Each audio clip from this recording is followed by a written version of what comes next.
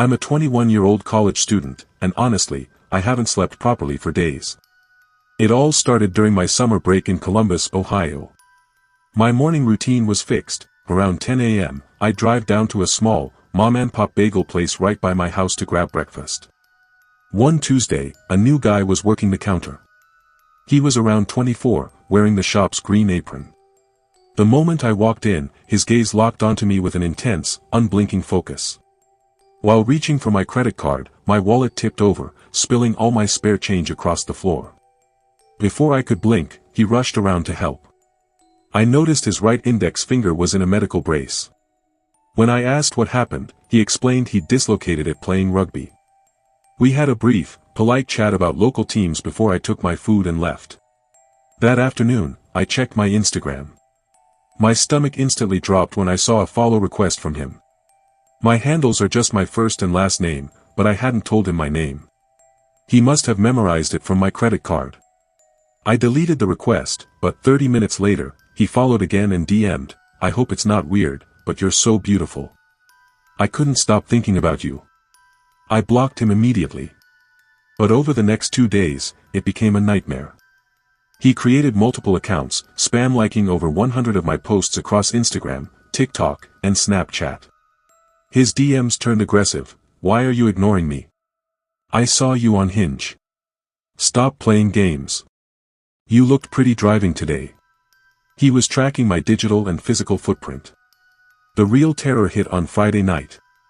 I do local theater, and rehearsal ended at 10 p.m. Walking to the dark parking lot, I froze. A tall silhouette was hovering directly over my driver's side window.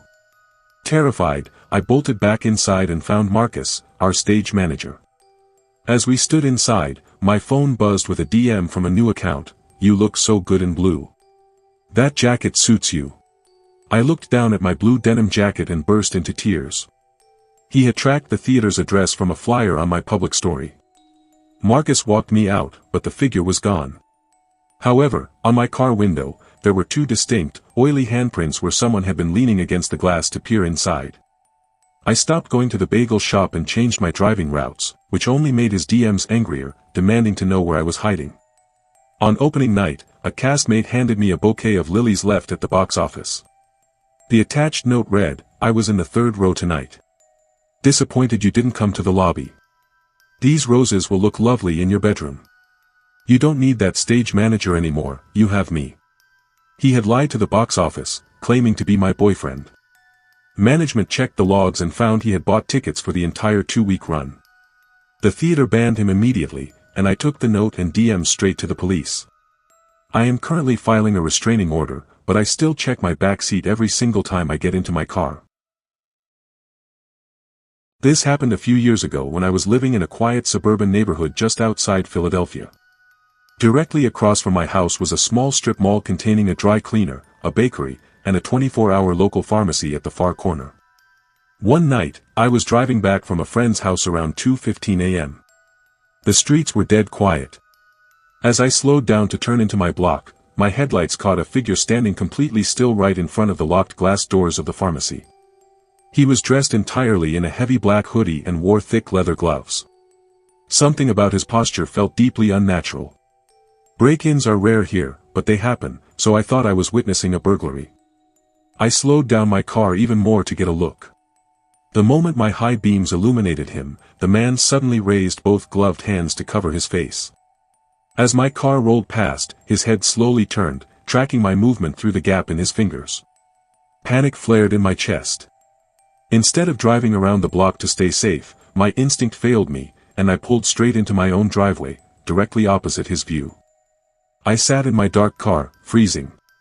I checked my rearview mirror. The space in front of the pharmacy was empty. He had vanished in less than 15 seconds. I bolted out of my car, sprinted up the porch steps, and locked the front door behind me. I texted my friend, who told me I probably just startled a stray hitchhiker and was overreacting. It sounded plausible, so I tried to shake it off. My bedroom is on the ground floor at the front of the house, offering a direct view of the strip mall.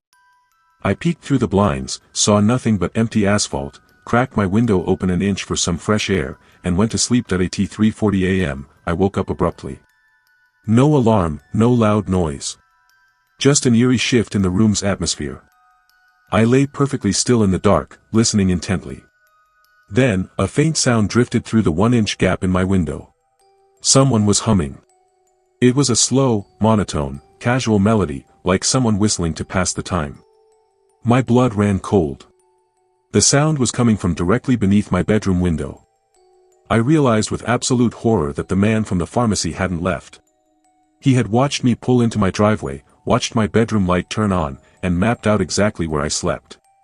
Gulping down my terror, I slowly slid out of bed, trying not to make the floorboards creak. I reached out and shakily parted 2 slats of the blinds. He was standing inches from the glass. His leather-gloved hands were still pressed against his face, but his fingers were spread wide apart. One wide, unblinking bloodshot eye was staring directly into mine. The moment he realized I saw him, the exposed corner of his mouth stretched into a hideous, jagged smile. I screamed at the top of my lungs, fell backward, and dialed 911. The police arrived within 4 minutes with sirens blaring, but the man had already dissolved into the nearby woods. However, they found that the front glass of the pharmacy across the street had been completely shattered with a brick. He hadn't been able to bypass the internal security metal gate, so he had abandoned the heist and focused entirely on me. I never sleep with my windows unlocked anymore. When I was 19, I moved into my very first studio apartment in a sprawling complex in Denver. I was working full-time as a waitress at a diner nearby, saving every bit of cash. The complex was slightly run down, but it felt secure enough for a single girl. My routine was completely predictable: work, home, sleep, repeat. About 3 months into my lease, things inside my apartment began to feel slightly shifted. One afternoon, I came home from a long double shift. The moment I opened the door, the air felt different.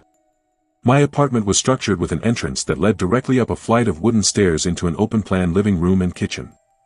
As I reached the top step, my heart skipped a beat.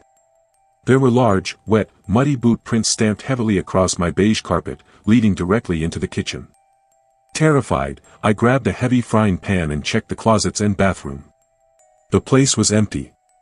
Nothing of value, my laptop, my tip jar full of loose cash, my jewelry, had been touched. I called the rental office to ask if a maintenance worker had let themselves in for an emergency repair. The secretary checked the log and strictly confirmed that no work orders had been issued for my building that day. My brother told me I was probably just being forgetful and had tracked mud in myself. But I knew I hadn't.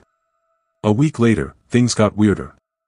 I'd come home and find a brand new gallon of milk in my fridge opened, with half of it missing. Another day, the thermostat would be cranked up to 85 degrees, even though I kept it low to save on bills. No money was ever stolen. It felt like someone was using my apartment as their own personal lounge while I was away. I started a test. Every time I left for work, I placed a tiny, almost invisible piece of clear Scotch tape across the very bottom seam of the front door.